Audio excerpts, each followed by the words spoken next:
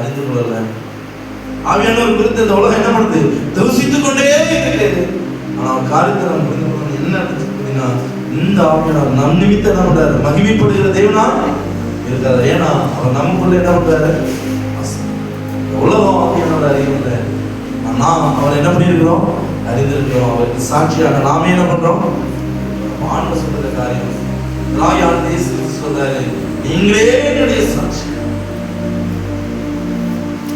அடுத்தபடியா ஆவியானவர் நம்மை குறித்து சொல்றாரு, நீங்க தான் என்னுடைய பிள்ளை. இப்போ ஆவியானவருக்கு சாட்சி யார் இருக்கிறா? தேவனுடைய பிள்ளைக்காக நாம வந்து என்ன பண்றோம்? ஏற்ற காலத்துல என்ன பண்ணுது?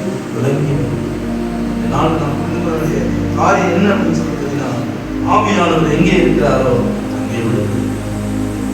ஆவியானவர் இந்த நாளிலே நம் மீது இருக்கிறதுனால நம்மை அபிஷேகம் பண்ண, அவர் நம் மீது இறங்குறதுனால அவருடைய ஆவின் பிரசன்னத்தை உணர்கிற பிள்ளைகள் நம்ம என்ன பண்றோம்?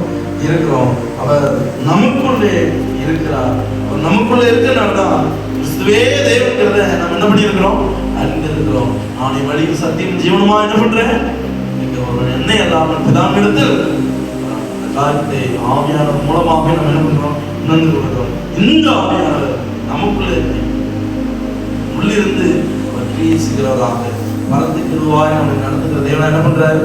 இருக்கிறார். அந்த பரத்துக்கு இதுவாய் நடத்துகிற தேவன் இருக்கிற கிட்டி சேர்கிற பிள்ளைகளாக ஜீவனுள்ள தேவனிடத்தை நம்ம ஒப்பு கொடுப்போம். நம்ம ஒவ்வொருவரை பரம ஞானத்தினாலே நம்ம உள்ளிருந்து நிரப்புவோராக.